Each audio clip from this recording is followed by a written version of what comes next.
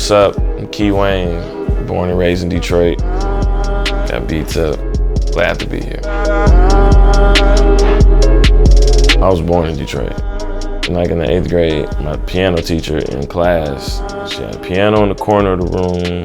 She called me up and I was fucking around, but it was fun though. So I ended up telling my mom, she's like, I know the choir director at the church. He could definitely teach you some stuff. So I would sit with him and he would just go through church songs and I'd be like, oh shit, what chord was that? Man, that is great. Where did that come from? What just happened in this measure right here?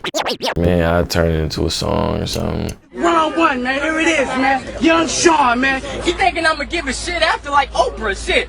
For all I care, she can ride in Tyco. I'll give her a few dollars for a Sprite and gyro. For that, she still gotta suck it up like Lipo. But all I need is 15 minutes like Geico shit. My brother and my older cousin hung out with Sean a lot. They came back to my mom's house and I was downstairs making beats. My mom had just got me this keyboard from the JCPenney catalog and shit. My brother's like, yo, Sean, like my brother makes beats. I know you rap. Y'all should do music together. And Sean was like, for real, little brother make beats? I was like, yeah. He's like, play me a beat. I played him some little beat on the keyboard, man. He was just like, you keep improving your equipment and your sound, man. I turned my mama's basement into a studio. And I was listening to all my friends' beats. I'm like, man, these shit sound really good. I was like, yo, what are you guys making these beats on? Like, what program is this? Everybody was like, Reason, this shit's sweet. Mike Posner left a copy of Reason at the studio. Oh, shit. This shit crazy, son. Like, the first day, I made like 10 beats within like an hour. I was like a kid at the fucking playground because it was so much fun. And I ended up going to high school with Sean. I would have an iPod Nano. I'd load it up with all the beats I made and I'd see Sean in the hallway and I'd just like put the headphones in his hand, like, man, listen to this shit. And he'd listen to it. I'd burn CDs and give him beats. I'd call him and play him beats through the phone, like, what you think? Right when I started getting used to Reason, that's when I made like Memories and For My People. And Sean already had beats from me. I was at his house and he was like, whoa, wait, what is this beat right here? This beat I did called Memories. And he was just like, oh shit, this is going to be special.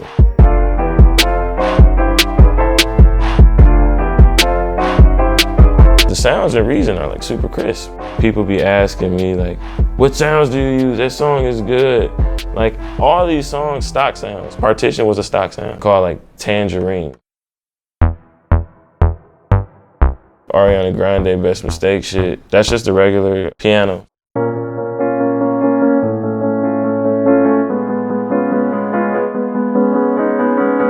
So if I clicked keys and chords and went to acoustic piano, I definitely used concert grand piano for Best Mistake. I even used the drums. They have a sub in Reason that sounds like a kick by itself. So when you put a kick on top of it, it hits even harder. It's called the Dirty South sub.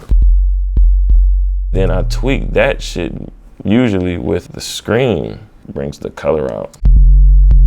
Yeah. How I mix in Reason, totally different now than back in the day. Audiomatic is sweet. I definitely love what that shit does to sounds. I did a song for Big Sean called Jump Out the Window. And you put that vinyl on there, it kind of gives it like a sample-y feel, like a record vibe. But if I'm not using vinyl and I give it like the MP3 effect, it makes it sound like a dirty, like, it's pretty cool. Like it gives it that vibe like it's some old ass record in the back of the house. I try to make shit that I just made in 2017 that's an original record sound like it came from a vinyl collection, you know? And Audiomatic made that shit happen. A lot of people ask me from time to time, like, how long does it take you to make a beat? And I'm just like, man, it could be a year. I think there's something encouraging for people to hear about that because, you know, there's a little bit of this, I think it's somewhat mythology in beat makers that just go like, oh yeah, I do 100 beats a day, you know, I got a folder full of 10,000 beats. No, I sit, man, I make a bunch of ideas. I got a bunch of shit that's just like chords. But some of the greatest beats that I've ever heard took people like a year to make. So So I think it's more of a quality over quantity thing. I had the All Me sample for years and would try to chop it up so much and be just pissed, and then ended up turning it into the song.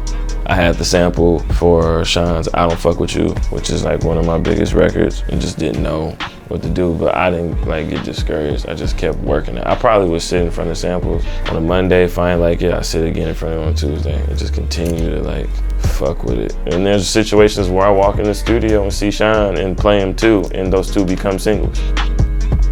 I still to this day don't even think I made it yet, man. That's weird though. I don't really like have the comfortable mindset like, man, you this, you famous. I don't even know what the fuck fame mean. I'm still trying to like be the best me I could possibly be. I'm still growing, still learning new things. I think it's just pushing yourself.